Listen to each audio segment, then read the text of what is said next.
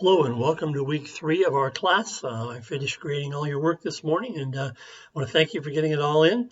Hopefully the case analysis was a good experience in understanding how you might look at the case your group is going to be choosing, because it kind of gives you not only the steps that we talked about at the end of chapter 2 or 1, but also another way of looking at some steps to really analyze the case. Those of you that got into the qualitative part and looked at not only the theories that were involved, but also the facts involved, really help you to explore kind of the bigger picture of what's going on. Speaking of your case, I would like your groups to send me what company or organization you plan on working with by the end of this week, so that I know which one you've gotten. I can kind of get back to you and say, yeah, that looks good or not. If you want to send it to me ahead of time, I'll look at them and get some feedback to you. And think about what you can then start doing your research on. Chapter 6 is a good one because it talks about employees, and you as an employee probably, although I think a couple of you might not be working full-time right now, have all been employees. And we talk about employees as ends or means. Now, it's not one good and one bad. It's just a different perspective on what an employee is. If it's an end, it's a device or something to meet the company's goals. And, just like companies sometimes treat their equipment well and sometimes treat their equipment poorly, you may be an employee, or your company may treat their employees in a way that both produces better activity or produces less activity, or less good, you might say. On the other hand, if you see an employee as a means, then that employee is seen as something that will help a company to enhance their goals and meet their needs, whatever that company may be serving or producing. We're also going to take a look this week about child labor and sweatshops, although that maybe seemed like a no-brainer. Well, of course, we're not for child labor, and of course, we're not sweatshops.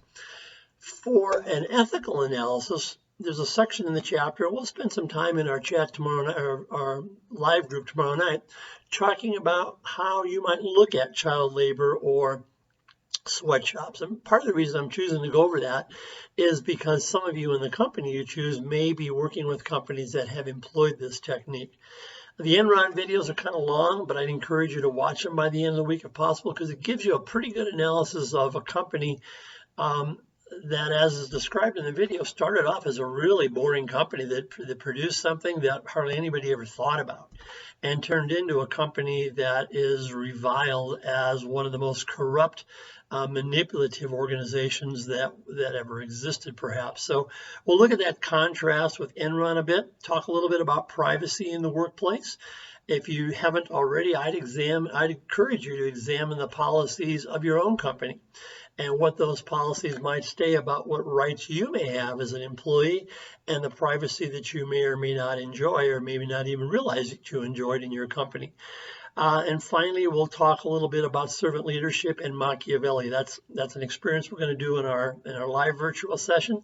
Hopefully you've read or seen the little lesson on Machiavelli and also on servant leadership. To me, these are key concepts in understanding the ethics of work. And depending upon how one views their job and how one views leadership and how one views your own role, has a lot to do with how you might employ, or how you might see organizations employ their ethics, either to your advantage or to your disadvantage, or to their advantage and disadvantage. So again, I'm going to most of you are hitting this really well, but just encourage you again to view everything that we're working on in this course, not through only the eyes of what's about an employer, what's about employee, what about rights, what about privileges, but what are the ethical principles that drive those rights and privileges. So looking forward to seeing you Tuesday night. I'm going to get the whole class together, have a great presentation and a great discussion. So until then, looking forward to see you Tuesday. Have a great day. Bye.